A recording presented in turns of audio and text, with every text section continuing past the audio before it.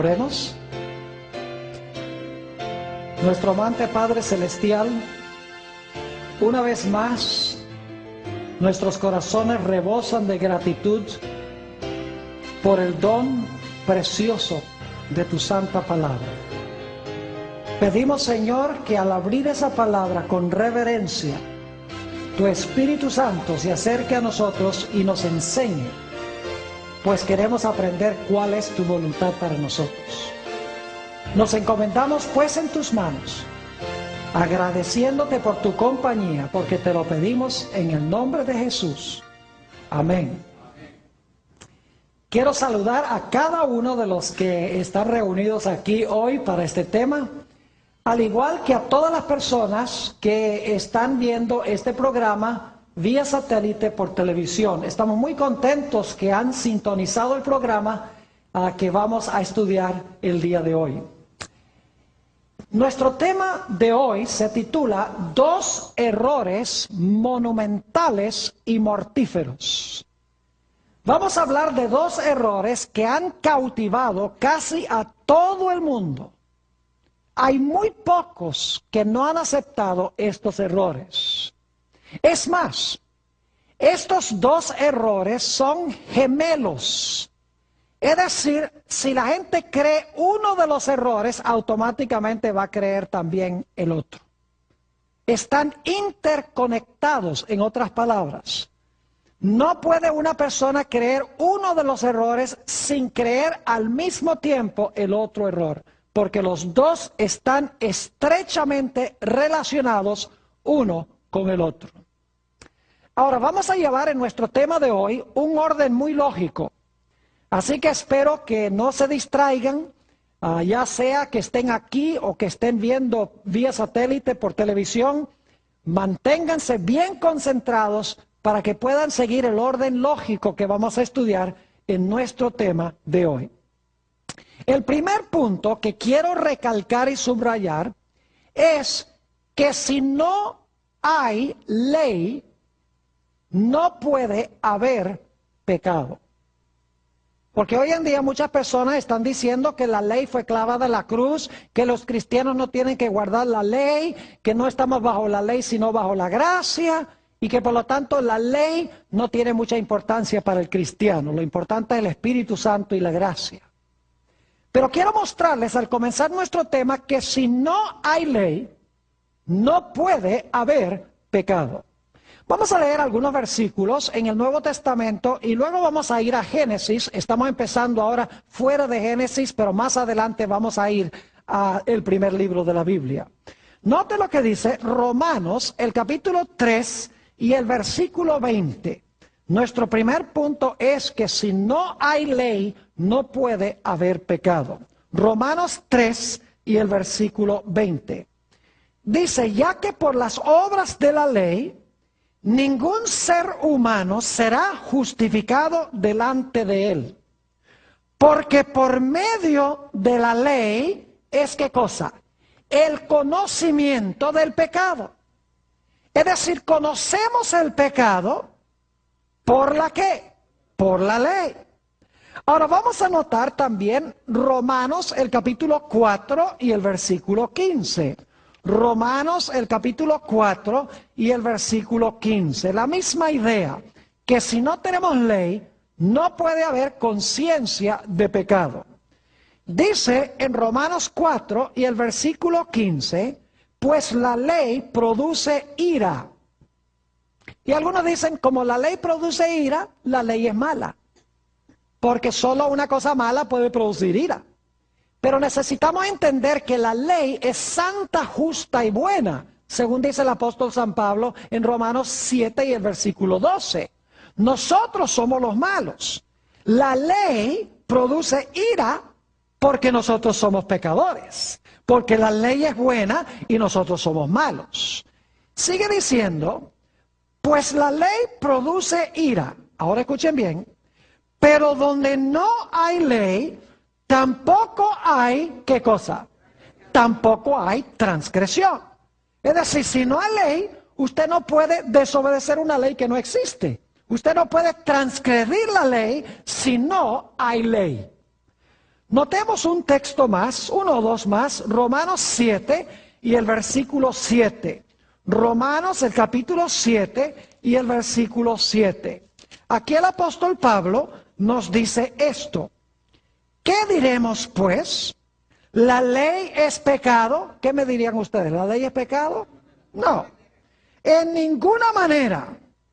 Pero yo no conocía el pecado sino por la ley, porque tampoco conociera la codicia si la ley no dijera, no codiciarás. Es decir, yo no sabría que la codicia es mala, al menos que haya un mandamiento que diga, no codiciarás.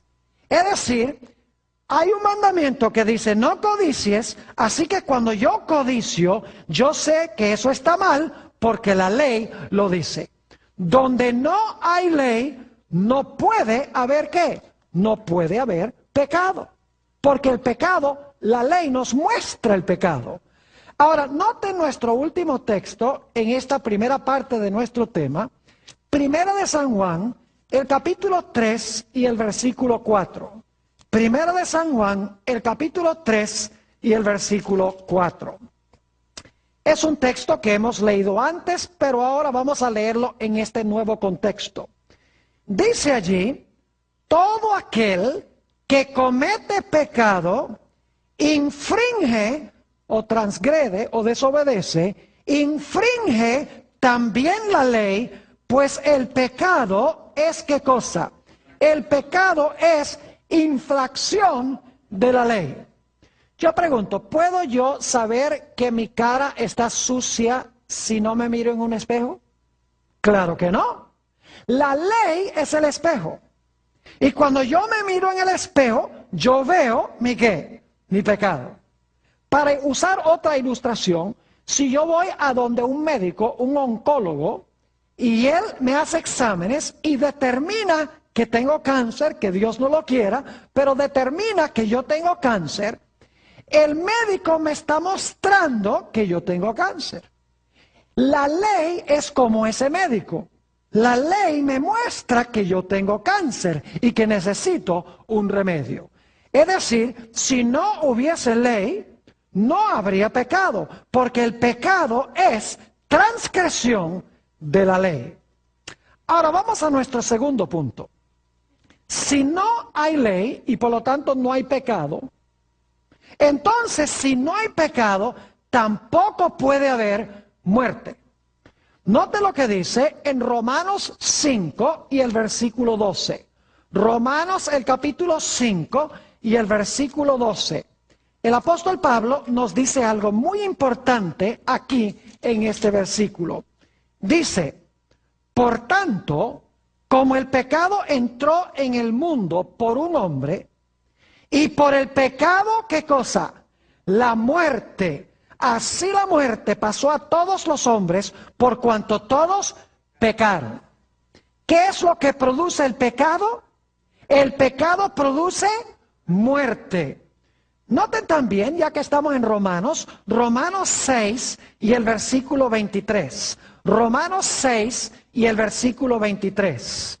Aquí dice el apóstol Pablo claramente, porque la paga del pecado es muerte, mas la dádiva de Dios es vida eterna en Cristo Jesús, Señor nuestro. ¿Cuál es la paga del pecado? La paga del pecado es muerte. Es decir, cuando yo desobedezco la ley, eso es pecado. Y cuando yo peco, ¿qué va a suceder? Muero, según la Escritura. Ahora noten también un texto más para este segundo punto, Santiago, el capítulo 1 y el versículo 15. Santiago, el capítulo 1 y el versículo 15. Nos dice aquí el hermano de nuestro Señor lo siguiente. Entonces la concupiscencia, después que ha concebido, da a luz el pecado. Y el pecado, siendo consumado, da a luz, ¿qué cosa? La muerte. Es decir, el pecado lleva a la muerte. Por lo tanto, si no hay ley, no puede haber pecado. Y si no hay pecado, no puede haber ¿qué? No puede haber muerte. Pero ahora vamos a nuestro tercer punto en el orden lógico que llevamos. Si no hay ley y por lo tanto no hay pecado, y si no hay pecado y por lo tanto no hay muerte, eso tendría que significar que yo soy ¿qué cosa? Inmortal.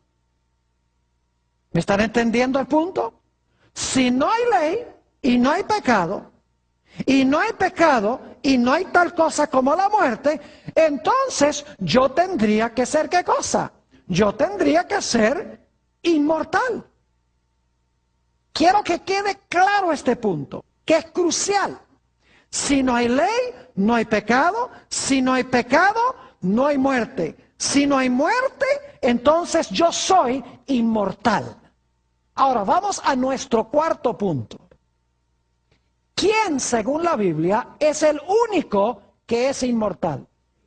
Vamos a Primera de Timoteo, el capítulo 6 y el versículo 16. Primera de Timoteo, el capítulo 6 y el versículo 16. Aquí el apóstol Pablo nos va a decir quién es el único que tiene inmortalidad. Dice allí, y vamos a leer empezando el versículo 14 para el contexto, versículo 14 primero, que guardes el mandamiento sin mácula ni reprensión, hasta la aparición de nuestro Señor Jesucristo, la cual a su tiempo mostrará el bienaventurado y solo soberano, Rey de reyes y Señor de señores, el único que tiene inmortalidad, que habita en luz inaccesible, a quien ninguno de los hombres ha visto ni puede ver, al cual sea la honra y el imperio sempiterno. Amén. ¿Quién es el único que tiene inmortalidad? El único que tiene inmortalidad es Dios. Vamos también a Primera de Timoteo, el capítulo 1 y el versículo 17. Primera de Timoteo, el capítulo 1 y el versículo 17.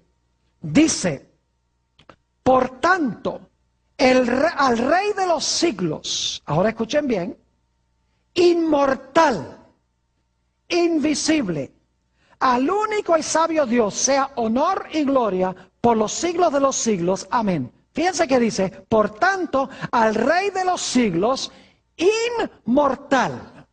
¿Quién es el único que posee inmortalidad? Solamente Dios posee inmortalidad. Nosotros no tenemos inmortalidad. Es más, la Biblia dice que nosotros tenemos que buscar la inmortalidad. Si hay que buscarla, no la tenemos. Noten Romanos, el capítulo 2 y el versículo 7, para que quede claro este punto. Romanos, el capítulo 2 y el versículo 7. Dice aquí el apóstol San Pablo, vida eterna a los que perseverando en el bien hacer, ahora escuchen, buscan gloria y honra e inmortalidad. Yo pregunto, ¿nosotros tenemos que buscar inmortalidad? Claro que sí. La Biblia dice que debemos buscarla. Si debemos buscarla, entonces no la tenemos como nuestra propiedad. ¿Está claro ese punto? Ahora repasemos lo que hemos estudiado hasta ahora. Punto número 1. Si no hay ley, no hay ¿qué? No hay pecado. Punto número 2. Si no hay pecado, no hay muerte. Punto número 3. Si no hay muerte, yo tendría que ser inmortal. Punto número 4. Solamente Dios es ¿qué? Inmortal. Ahora, hemos llegado a un punto muy crucial en nuestro estudio. Le voy a hacer en un momento una pregunta y tienen que tener una mente bien perspicaz para captar el punto que quiero recalcar. Si no hay ley, no hay pecado. Si no hay pecado, no hay muerte. Si no hay muerte, yo tengo que ser inmortal. Pero solo Dios es inmortal. Lo cual significa que entonces si Dios es el único que tiene inmortalidad y yo soy inmortal porque no hay ley y no hay pecado, yo tengo que ser ¿qué? Yo tengo que ser, lo captaron, yo tengo que ser Dios. ¿Me están entendiendo? Repito de nuevo, si no hay ley no hay pecado, si no hay pecado no hay muerte, si no hay muerte yo soy inmortal, pero como solo Dios es inmortal, yo tendría para ser inmortal que ser ¿qué? Tendría que ser Dios. Ahora, ¿cuáles son los dos grandes errores que cree casi todo el mundo? En primer lugar, la idea de que la ley ya no existe para el cristiano o no se aplica al cristiano. El segundo error es la idea de que el hombre por naturaleza es ¿qué? Inmortal. Es decir, que el hombre tiene inmortalidad propia, que cuando el hombre muere hay algo que tiene por dentro que sale del cuerpo y sigue viviendo porque es inmortal. Los dos errores son un ataque contra la ley de Dios, diciendo que el cristiano no necesita la ley, y el otro error es la idea de que el hombre es por naturaleza, ¿qué cosa? Inmortal. Casi todo el mundo cristiano cree en alguna forma o en otra estos dos errores. Ahora yo pregunto, ¿a dónde se originaron estas dos ideas de que no existe la ley para el cristiano, porque estamos bajo la gracia, que la ley fue clavada en la cruz, y la idea de que el hombre es inmortal? ¿A dónde se originó esa idea? Pues yo quiero decirles que se originó en el libro de Génesis.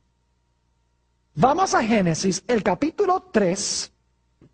Y vamos a empezar leyendo en el versículo 1 y me voy a enfocar especialmente en los versículos 4 y 5. Génesis 3, 1. Pero la serpiente era astuta más que todos los animales del campo que Jehová Dios había hecho, la cual dijo a la mujer: con que Dios os ha dicho, no comáis de todo árbol del huerto. Y la mujer respondió a la serpiente: del fruto de los árboles del huerto podemos comer, pero del fruto del árbol que está en medio del huerto, dijo Dios, no comeréis de él, ni le tocaréis para que no muráis. Es decir, Dios dijo que no comiéramos de ese árbol, porque si comemos de ese árbol, vamos a ¿qué? A morir. Si iban a morir, significa que el hombre no tenía, ¿qué cosa? Inmortalidad inherente y propia, porque inmortalidad significa que no se puede ¿qué? Que no se puede morir, pero el hombre podía morir, según dice en Génesis 3 y el versículo 4. Espero que los que están viendo por televisión estén escuchando con cuidado lo que estamos hablando, porque es muy importante, al igual que los que están aquí. Noten el versículo 4. Entonces la serpiente dijo a la mujer: no moriréis. Le está diciendo, tú no eres ¿qué? Tú no eres mortal. Tú puedes desobedecer el mandato de Dios y seguir ¿qué? Seguir viviendo para siempre, porque tú eres ¿qué cosa? Inmortal. Ese es el primer error. Ahora noten el segundo en el versículo 5. Sino que sabe Dios que el día que comáis de él, es decir, no vas a morir, no eres mortal, no eres mortal, sino inmortal, sino que sabe Dios que el día que comáis de él, serán abiertos vuestros ojos, y ahora escuchen bien, y seréis como Dios, sabiendo el bien y el mal. Yo pregunto, ¿quién es el único en este universo que puede definir qué es bueno y qué es malo? Dios. ¿Dónde se origina la definición del bien y del mal? ¿Se origina con quién? Con Dios. ¿Y a dónde se encuentra la revelación especialmente de lo que es bueno y lo que es malo? ¿A dónde se encuentra? Díganme ustedes. En la ley de Dios, los 10 mandamientos. Yo pregunto, ¿adulterio es malo? Sí. ¿Robar es malo? Sí. ¿Matar es malo? Sí. ¿Adorar a otros dioses es malo? ¿Idolatría está mal? ¿Codiciar está mal? Claro que sí. Es decir, la definición de lo bueno y lo malo está en la ley de Dios. ¿Y quién dio esa ley? Bueno, si es la ley de Dios, ¿la dio quién? Dios. Dios define lo que es bueno y lo que es ¿qué? Y lo que es malo, en su santa ley. Pero ¿qué es lo que le está diciendo Satanás a Eva? Le está diciendo, mira, tú no tienes que depender de Dios para que Él te diga qué es bueno y qué es malo. Porque si tú eres inmortal, porque tú no vas a morir, si tú eres inmortal, entonces tú eres ¿qué? Tú eres Dios. Y si tú eres Dios, tú no necesitas que Dios te diga qué es bueno y qué es malo, sino tú misma, siendo Dios, vas a saber qué es bueno y qué es malo. Tú serás tu propia fuente de ética. Tú serás tu propia fuente de saber lo que es bueno y lo que es malo. Y no tienes que depender de que Dios te diga que esta ley es buena y que eso es malo. Si tú eres Dios y tú eres inmortal, tú vas a saber lo que es bueno y malo sin que Dios te lo defina en su santa ley. Es decir, tenemos aquí en Génesis los primeros dos errores de la historia que se han proliferado en el mundo hoy. Y es la idea de que no necesitamos la ley para definirnos el bien y el mal. Y que el hombre por naturaleza es ¿qué cosa? El hombre por naturaleza es inmortal. Y si no creen que el mundo cree eso, hay toda clase de apariciones de tales llamados ángeles a la gente. Dicen que son difuntos, que vuelven a hablar con los vivos. Los ángeles no son seres humanos, los ángeles existieron antes que existiera un ser humano, mis queridos amigos. Dice en Job 38:7 que cuando Dios hizo este mundo, las estrellas del cielo cantaron, y las estrellas representan ángeles, ya estaban aquí. Es decir, los ángeles no son espíritus desencarnados que vuelven a hablar con los vivos. ¿Y qué diríamos de las apariciones de la Virgen María, tales llamadas? ¿Y qué diríamos de aquellas personas que tratan de comunicarse con los muertos a través de un individuo, de un medium? O de un canalizador, como les dicen hoy en día. ¿Qué diríamos de todas las películas que está produciendo Hollywood? Con lo sobrenatural, con la idea de que los muertos no están muertos. ¿Qué diríamos en los púlpitos de las iglesias cristianas, a donde se está diciendo que cuando tú te mueres, te vas directo al cielo? Si fuiste bueno o si fuiste malo, se va tu alma al infierno. Mi pregunta es, si cuando yo me muero, me voy al cielo, entonces ¿a qué viene a buscarme Jesús cuando venga? Si ya me fui. ¿Me están entendiendo lo que estoy diciendo? El mundo cristiano ha asimilado estos dos errores. Un ataque contra la ley y un ataque contra Dios como nuestra única fuente de vida. Ahora volvamos otra vez a Génesis, el capítulo 2, 16 y 17. Génesis 2 y el versículo 16 y 17. Hemos leído esto muchas veces, pero hay que leerlo cada vez más, porque es básico para todo lo que enseña la Escritura. Dice en el versículo 15, tomó pues Jehová Dios al hombre y le puso en el huerto de Edén para que lo labrara y lo guardase. Versículo 16, y mandó Jehová Dios al hombre diciendo, de todo árbol del huerto comerás, mas del árbol de la ciencia del bien y del mal no comerás, porque el día que de él comieres, ciertamente ¿qué? Ciertamente morirás. Yo pregunto, ¿quién fue el que definió lo que es bueno y lo que es malo en el huerto del Edén? Fue Dios. Y según hemos estudiado, en ese solo mandato se encontraban todos los ¿qué? Todos los 10 mandamientos. Ya hemos estudiado eso, no voy a volver otra vez a ese punto. Todos los 10 mandamientos estaban ahí. Dios le dice a Adán y Eva, mire, yo les doy esta ley a ustedes. Ustedes obedecen la ley, van a vivir. Pero si ustedes desobedecen mi ley, eso va a ser ¿qué cosa? Eso se llama pecado. Si ustedes transgreden mi ley, desobedecen mi ley, eso es lo que se llama ¿qué? Pecado. Nota lo que dice Romanos 5 y el versículo 12. Yo pregunto, ¿Adán pecó cuando quebrantó la ley de Dios? Claro que sí.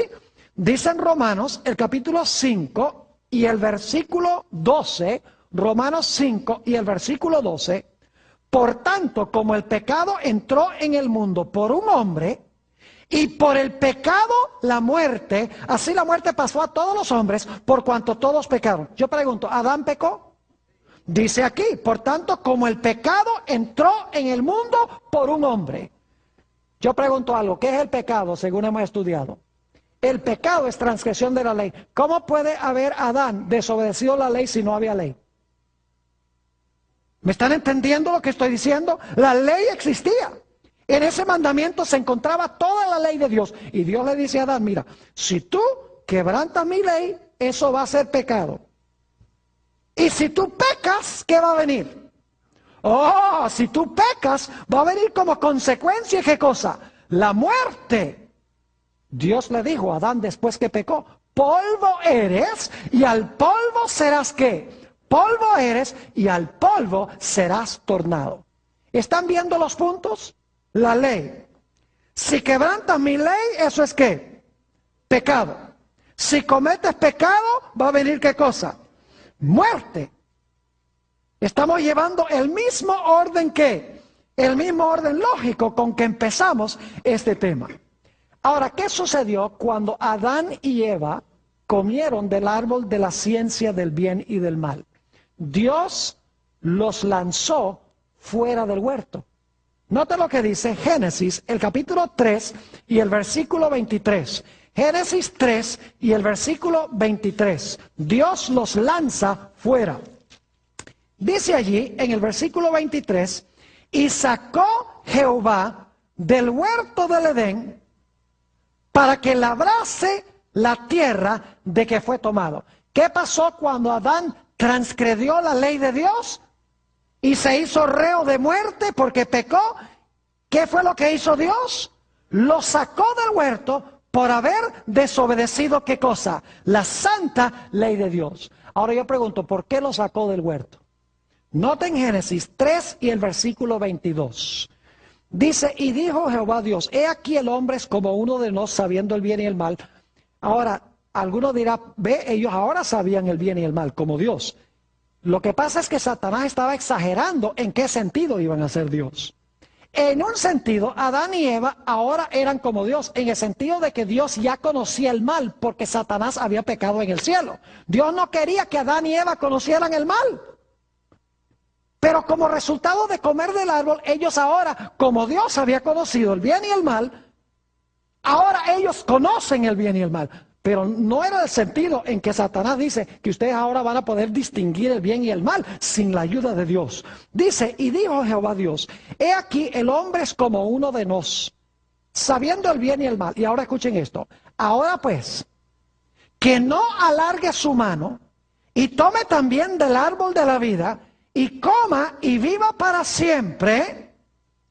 Y lo sacó Jehová del huerto del Edén para que labrase la tierra de que fue tomado. ¿Por qué sacó Dios a Adán y Eva del huerto del Edén? ¿Para que no qué? Para que no comieran del árbol de la vida y qué? Y viviesen para siempre. Fíjense lo que hemos visto. Dios dio una ley. Quebrantaron la ley. Eso fue pecado. Al cometer pecado, Dios dice, ¿ustedes van a qué? A morir. Dios los saca ¿de dónde? Del huerto del Edén, para que no puedan ¿qué?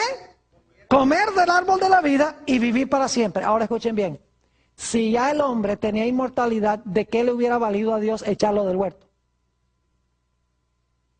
Si ya era inmortal, de nada le valía a Dios que lo echara del huerto, porque aunque lo echara, ya el hombre iba a seguir viviendo igual. El hecho de que Dios lo echó del huerto para que no comiera y viviera para siempre, demuestra que el hombre en sí mismo no iba a vivir para siempre. Ahora quiero que noten que cuando Dios lo echa del huerto, Dios coloca ángeles en la entrada del huerto.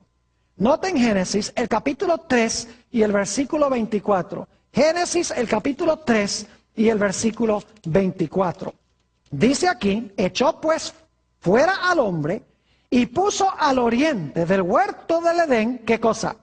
Querubines, son ángeles, y una espada encendida que se revolvía por todos lados para guardar el camino del árbol de la vida. ¿Qué colocó Dios a la entrada del huerto para que no pudieran volver a entrar y comer y vivir para siempre? Colocó ángeles a la entrada. Y quiero que noten lo que vino como resultado. Dos cosas, y solamente voy a mencionar estos versículos. En Génesis 3:17 dice que entró a la tierra la maldición. Dice, por cuanto obedeciste la voz de tu mujer y comiste del árbol de que te mandé, diciendo que no comieses, maldita será la tierra por causa de ti. Es decir, entró a la tierra, ¿qué cosa? La maldición. Y saben que en Génesis 3 y 4 se usa esa palabra maldición 3 veces. Se usa también para describir a Caín cuando mató a su hermano. Dice, maldito serás. Es decir, ahora como consecuencia del pecado entra la maldición. Y también, según Génesis 3:19, entra la muerte. Ahora repasemos todo este proceso. Dios tenía una ley. En ese mandamiento se encontraban todos los 10. Cuando Adán y Eva quebrantaron esa ley, pecaron. Cuando pecaron, Dios les dijo, van a morir. Dios los echó del huerto. A la entrada puso ángeles para que no pudieran comer del árbol de la vida. Y como resultado vino la maldición y también vino, ¿qué cosa? Vino la muerte. Ahora yo quiero que ustedes vayan conmigo al libro de Apocalipsis para ver cómo Dios va a deshacer lo que sucedió al comienzo. Noten lo que dice Apocalipsis, el capítulo 22 y el versículo 14. Apocalipsis, el capítulo 22 y el versículo 14. Y este versículo reza de una forma distinta dependiendo de la versión que ustedes estén leyendo. Yo estoy leyendo particularmente de la versión de 1960. Si leen la de 1977, la de 1909, Reina Valera, van a encontrar que la traducción es distinta. Yo creo que la traducción del 60 no es la más correcta y van a ver por qué razón. Dice en el versículo 14, bienaventurados los que lavan sus ropas. ¿Alguien tiene una Biblia que dice diferente que eso? Varios tienen una Biblia que dice bienaventurados los que ¿qué? Los que guardan sus mandamientos. Ahora escuchen bien, los que guardan sus mandamientos, para tener derecho, ¿qué cosa? Al árbol de la vida, y para entrar por las puertas en la ¿qué? En la ciudad. ¿Saben por qué yo creo que la traducción correcta es bienaventurados los que guardan los mandamientos? Porque esto deshace lo que pasó en Génesis. En Génesis, Adán y Eva, ¿qué hicieron? Quebrantaron los mandamientos. Como resultado, ¿qué pasó? Pecaron. Cuando pecaron, ¿qué hizo Dios? Los echó ¿de dónde? Del huerto. Para que no pudieran, ¿qué? Comer del árbol de la vida. Aquí en Apocalipsis es lo opuesto. Dice que Dios va a tener un pueblo que guarda, ¿qué cosa? Los mandamientos. Y por lo tanto Dios los va a dejar, en vez de sacarlos, va a dejar que ¿qué? Que entren por las puertas para comer ¿de dónde? Para comer del árbol de la vida. ¿Y saben ustedes quién va a estar en las puertas para ver quién va a entrar y quién no va a entrar? Noten Apocalipsis 21 y el versículo 12. Apocalipsis 21 y el versículo 12 habla de las puertas de la ciudad. 21 y el versículo 12. Dice allí, hablando de la santa ciudad, tenía un muro grande y alto, con 12 puertas. Y en las puertas, 12 ¿qué? 12 ángeles y nombres inscritos que son los de las 12 tribus de los hijos de Israel. ¿Quiénes están en las puertas? En las puertas están los ángeles chequeando ID, chequeando identificación, para ver si usted tiene derecho de entrar. Fíjense que aquí dice que Dios va a tener un pueblo que guarda los mandamientos. Dios va a permitir que entren por las puertas. Los ángeles van a permitir que entren. Y luego cuando entren, van a comer ¿de qué cosa?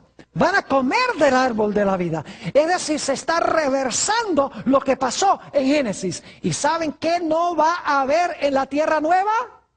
Note lo que dice Apocalipsis, el capítulo 22 y el versículo 3. Apocalipsis 22 y el versículo 3. Dice allí, y no habrá más maldición. Y el trono de Dios y del Cordero estará en ella, y sus siervos les servirán. ¿Qué más no va a haber en la santa ciudad y en la tierra nueva? No va a haber, ¿qué cosa? Maldición. Y noten qué más no va a haber. Apocalipsis 21 y el versículo 4. Apocalipsis 21, 4. Dice, enjugará Dios toda lágrima de los ojos de ellos, y ya no habrá, ¿qué cosa? Muerte, ni habrá más llanto, ni clamor, ni dolor, porque las primeras cosas pasaron. ¿Qué va a desaparecer? La maldición y ¿qué cosa? Y la muerte. ¿Están viendo ustedes que en Apocalipsis sucede lo contrario que en Génesis? En Génesis el hombre desobedece la ley. Eso es pecado. El pecado, Dios dice, te va a llevar a la muerte. Lo echan del huerto.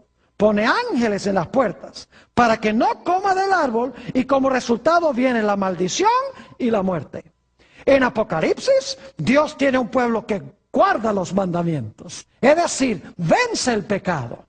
Llegan a las puertas, los ángeles los dejan entrar por las puertas para comer del árbol de la vida, y vivirán en un mundo donde no hay más maldición ni tampoco hay muerte.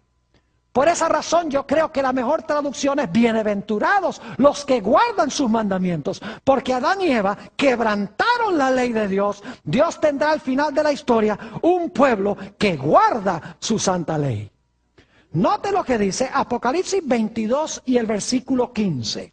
22 y el versículo 15. Aquí hay otra razón por la cual la mejor traducción es bienaventurados los que guardan sus mandamientos. El contexto lo indica en el versículo 15. Dice allí, después de decir que Dios va a entrar, que dejar entrar los que guarden sus mandamientos, dice en el versículo 15, mas los perros estarán fuera. Ahora se hace un contraste con los que están afuera. Y los hechiceros, los fornicarios, los homicidas, los idólatras y todo aquel que ama y hace mentira. Yo pregunto, ¿son estas violaciones de los 10 mandamientos? Claro que sí. ¿Qué mandamiento viola los fornicarios?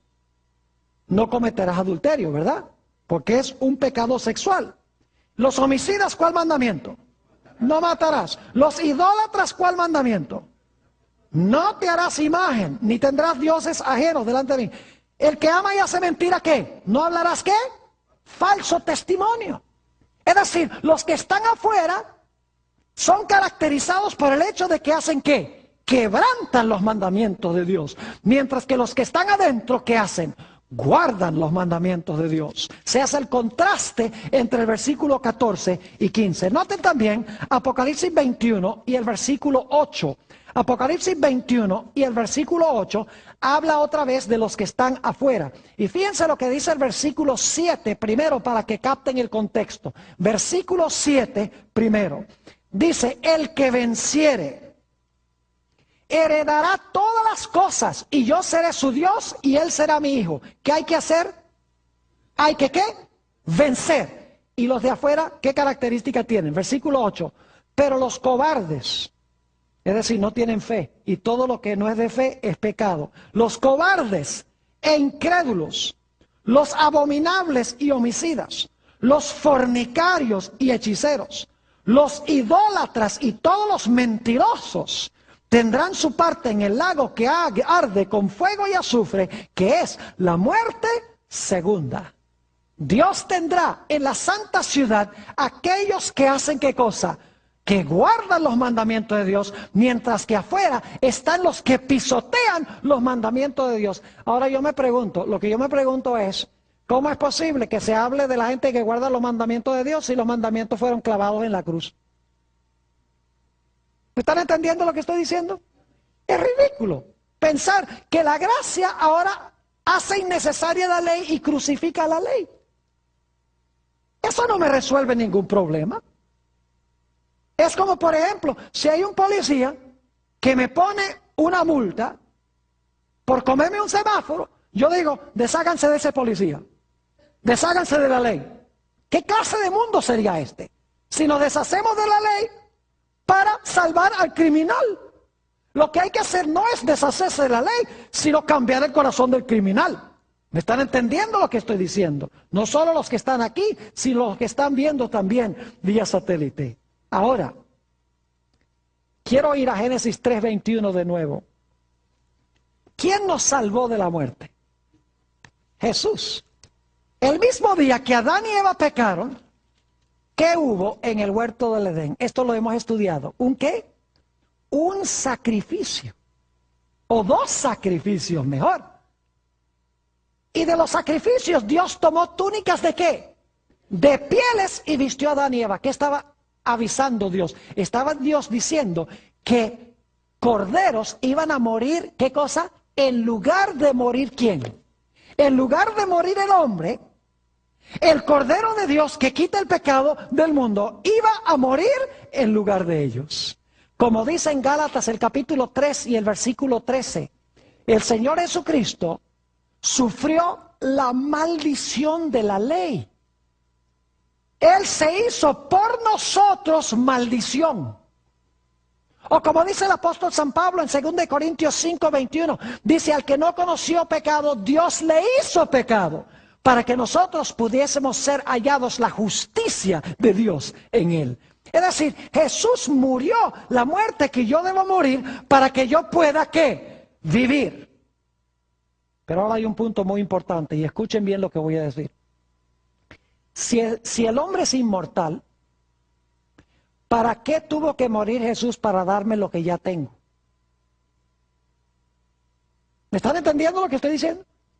Si yo soy inmortal, yo no necesito que Jesús haya muerto para darme la vida porque ya la tengo. Lo que hace la doctrina de la inmortalidad del alma es restarle la necesidad de la muerte de Jesús. Porque Jesús murió para que yo no muera. Pero si yo soy inmortal, igual no puedo morir. Así que no hubiera sido necesario que Jesús muriera. ¿Están entendiendo lo que estoy diciendo? Es decir, la idea de que si yo soy inmortal hace innecesaria la muerte de Jesús para salvarme a mí de la muerte. Es decir, le resta poder a Jesús. La Biblia nos dice, porque la paga del pecado es muerte. Mas la dádiva de Dios es ¿qué cosa? Vida eterna en Cristo Jesús, Señor nuestro. Yo les pregunto, ¿la Biblia es clara de que la muerte existe?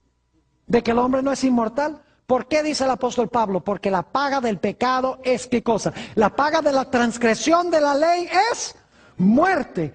¿Cómo puede decirse eso si el hombre es inmortal?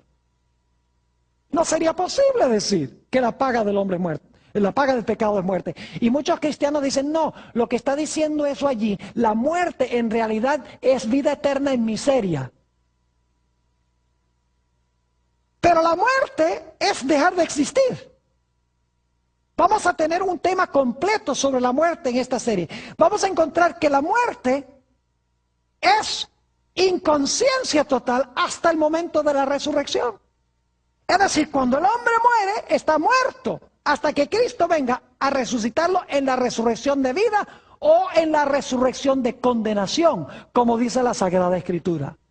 Es decir, en el tiempo interino, el hombre no tiene vida en sí mismo. Si la vida eterna es un don de Dios, yo no lo tengo.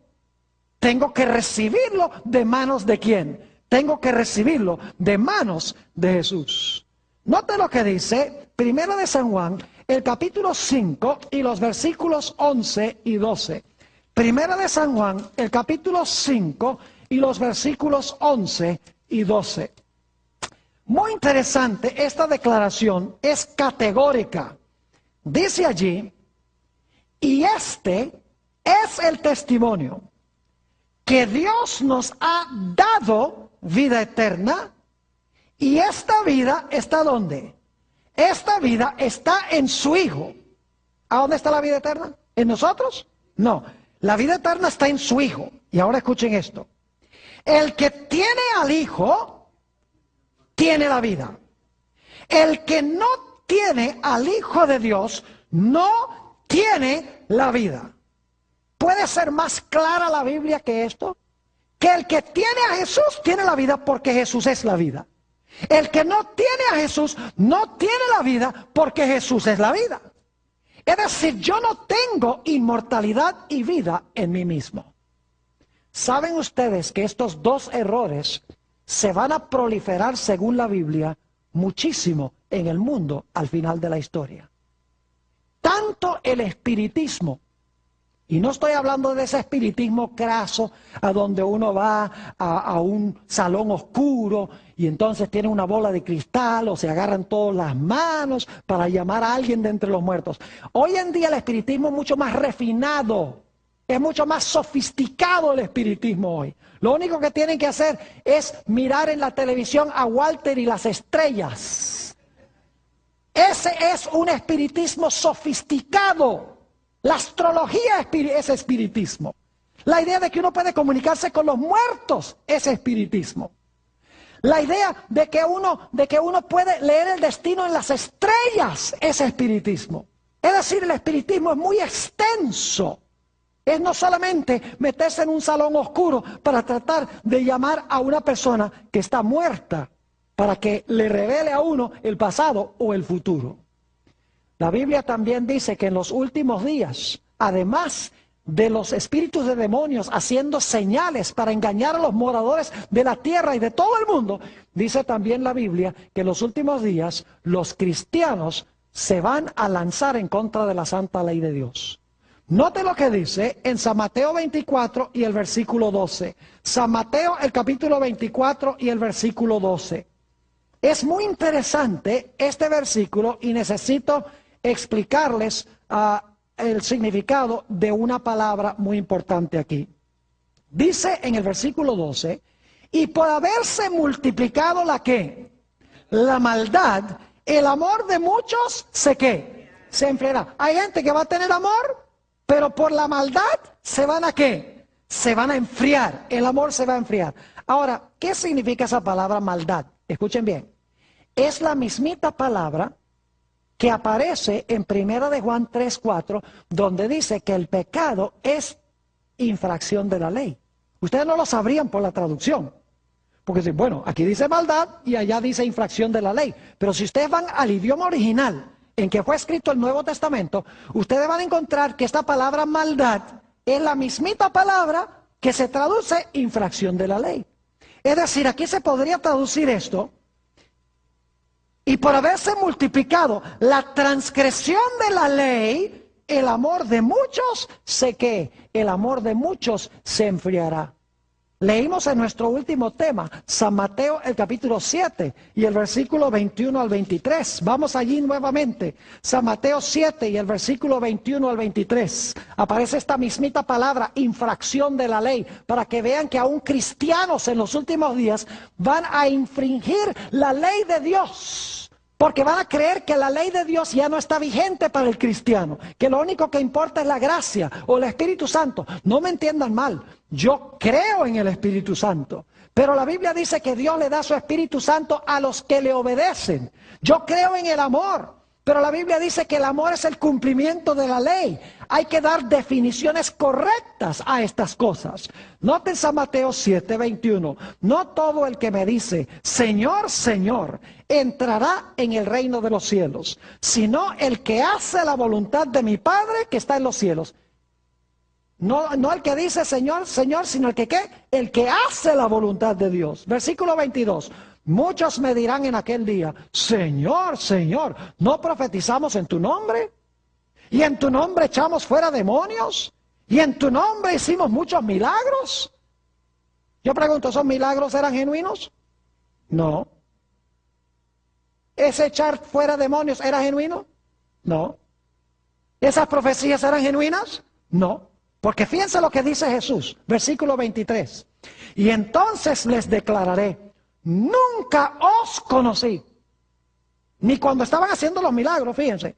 Nunca os conocí. Apartaos de mí, hacedores de maldad. La misma palabra que se puede traducir los que transgreden o desobedecen la ley de Dios. Yo pregunto, ¿va a haber mucha gente en los últimos días que van a hacer milagros y van a lanzar demonios y van a dar muchas profecías que Jesús va a decir, yo no los conozco a ustedes porque son transgresores de mi ley? Claro que sí.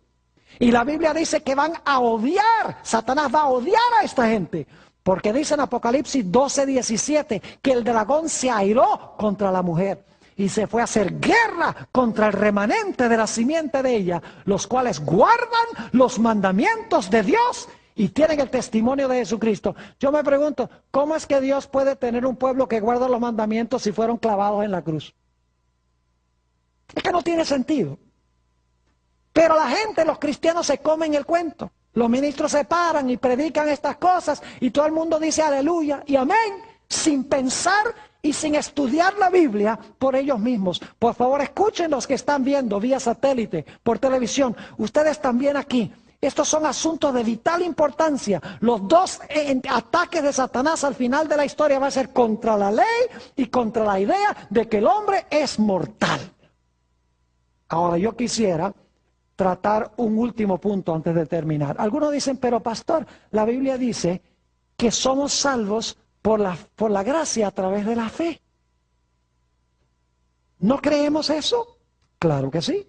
Note lo que dice Efesios, el capítulo 2 y el versículo 8 y 9. Efesios, el capítulo 2 y los versículos 8 y 9. No quiero que alguien me entienda mal y diga, el pastor Born no cree en la gracia. El pastor Born cree que la gente se salva guardando la ley. No, no, no, no. La gente se salva por la gracia de Jesús y por amor a Jesús guarda la ley. Si no guarda la ley es porque no ha recibido la gracia de Jesús. Porque Pablo dice que somos justificados por la fe sin las obras de la ley. Mientras que Santiago dice, ¿no viste que Abraham y Rahab fueron justificados por obras? Y algunos dicen, hay contradicción en la Biblia, porque Pablo dice justificados por la fe sin obras, y Santiago dice que fue justificado Abraham por obras. Lo que pasa es que Pablo y Santiago están mirando dos diferentes problemas. Pablo está tratando con aquellas personas que dicen, yo soy salvo por fe y no importan mis obras. Mientras que Santiago está tratando con aquellas personas que dicen, yo soy salvo por fe, y tratan mal a la gente y dicen que de todas maneras son salvos. Es decir, el apóstol Pablo está tratando con la gente que profesa obrar mucho y ser salvos por fe, mientras que Santiago tiene que ver con aquellas personas que dicen que tienen fe y no obran nada. Ahora, noten Efesios 2 y el versículo 8 y 9. Porque por gracia sois salvos. ¿Cómo somos salvos? Por gracia. Por medio de la fe. Y esto no de vosotros, pues es don de Dios. No por obras para que nadie se gloríe. ¿Cómo somos salvos? Por gracia a través de la ¿qué? A través de la fe. Y alguno dice, ve, ahí está clarito, pastor, que las obras no importan, porque el apóstol Pablo dice que somos salvos por gracia a través de la fe, y esto no es de nosotros, es don de Dios. No por obras para que nadie se gloríe. Lo que pasa es que la gente no lee el versículo 10. ¿Ve? Hay que leer el siguiente versículo. Cuando somos salvos por gracia a través de la fe, ¿qué va a pasar? Versículo 10. Porque somos hechura suya, creados en Cristo Jesús, es decir, hemos nacido de nuevo cuando somos salvos por gracia, creados en Cristo Jesús, ¿para qué? Para buenas obras, las cuales Dios preparó de antemano para que anduviésemos en ellas. ¿Espera Dios que produzcamos buenas obras? Sí, cuando hemos sido creados en Cristo Jesús, como nuevas criaturas, vamos a andar en las obras que Dios creó para que andásemos en ellas. Permítame darles una ilustración para que podamos entender. Cuando ustedes arrancan su carro por la mañana, ¿cuáles ruedas se mueven primero? ¿Las de adelante o las de atrás?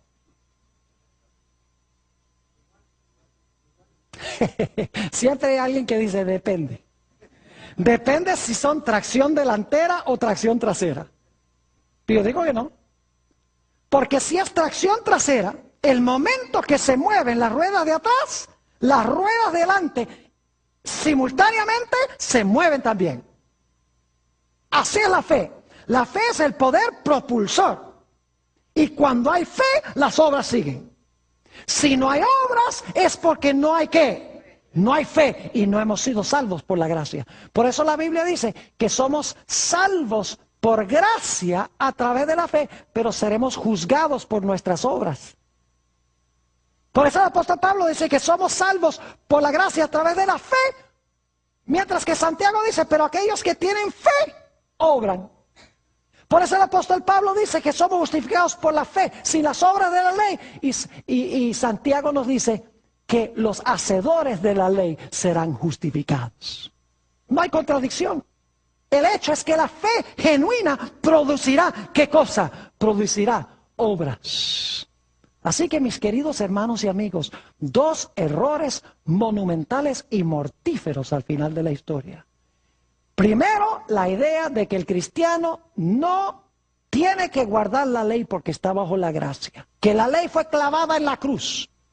Y la segunda idea, la idea de que el hombre por naturaleza es inmortal, tiene un alma inmortal, que ni siquiera Dios le puede quitar la vida. Dos errores que van a cautivar casi a todo el mundo. Que el Señor, por su gracia, nos libre de estos dos grandes errores.